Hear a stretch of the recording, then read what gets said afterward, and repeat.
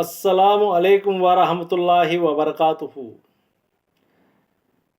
ముస్లిం సోదరులారా, మీరు ఖురాన్ హదీస్ పరిజ్ఞానం కలిగి దాని మీద ఆచరించే వారుగా కావాలని నేను అభిలషిస్తూ ఈ వీడియోను చేస్తున్నాను.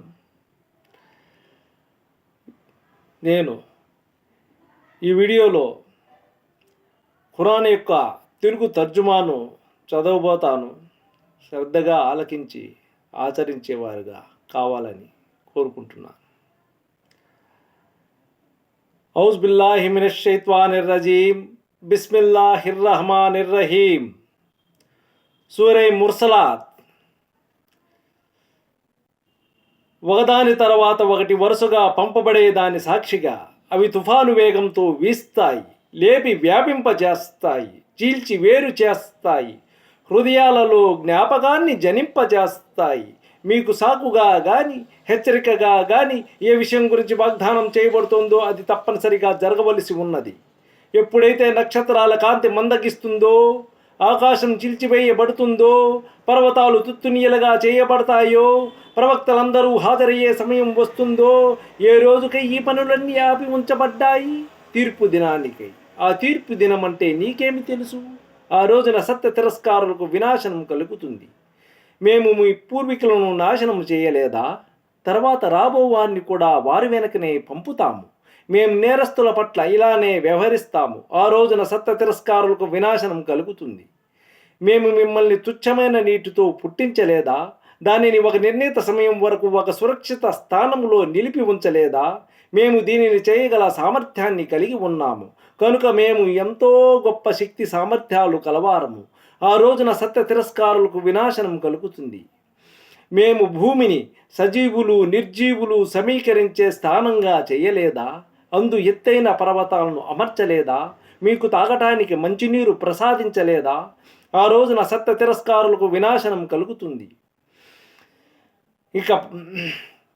ఇక పదండి, మీరు తిరస్కరిస్తూ ఉన్న అగ్ని వైపుకు. ఇక నడవండి 3 శాఖలుగా చీలిపోయే నీడవైపుకు. అది చల్లదనాన్ని ఇచ్చేది కాదు, అగ్ని బారి నుండి రక్షించేది కాదు. ఆ అగ్ని మేడల వంటి పెద్ద పెద్ద రవ్వలను విసురుతుంది. అవి చూడటానికి పసుపచ్చని వంటల వలె కనిపిస్తాయి. ఆ రోజున సత్య తిరస్కారులకు వినాశనం కలుగుతుంది. వారు ఏమీ మాట్లాడలేని రోజు, వారు ఏమాత్రం సాకులు సైతం చెప్పటానికి అవకాశం ఇవ్వబడని రోజు ఇదే. ఆ రోజున సత్య తిరస్కారులకు వినాశనం కలుగుతుంది. ఇది తీర్పు దినం. మిమ్మల్ని మీ పూర్వీకుల్ని సమావేశపరిచాము. ఒకవేళ మాకు వ్యతిరేకంగా ఎవరైనా ఏదైనా పన్నాగం పన్నగలిగితే పన్ని చూడండి. ఆ రోజున సత్య తిరస్కారులకు వినాశనం కలుగుతుంది. దైవభీతి పరులు నీడల కింద సెలయేళ్ల మధ్య ఉంటారు. వారు ఏ పండ్లు కోరినా హాయిగా తినండి, త్రాగండి, మీరు చేస్తూ ఉన్న కర్మలకు ప్రతిఫలంగా. మేము సజ్జనులకు ఇలాంటి ప్రతిఫలమే ఇస్తూ ఉంటాము. ఆ రోజున సత్య తిరస్కారులకు వినాశనం కలుగుతుంది. కొన్నాళ్ల పాటు హాయిగా తినండి, సుఖాలు అనుభవించండి, నిజానికి మీరు అపరాధులు. ఆ రోజున సత్య తిరస్కారులకు వినాశనం కలుగుతుంది. వారితో తలను వంచండి అన్నప్పుడు అల్లాహ్ ముందు తలను వంచరు. ఆ రోజున సత్య తిరస్కారులకు వినాశనం కలుగుతుంది. ఇక దీని తర్వాత మరొక విషయం ఏముంటుంది మీరు విశ్వసించడానికి? సుబ్హానల్లాహి వబిహమ్దిహి సుబ్హానకల్లాహుమ్మా వబిహమ్దికా వనష్హదు అన్ లా ఇలాహ ఇల్లా అంతా వనస్తగఫిరికా వనతూబిలై.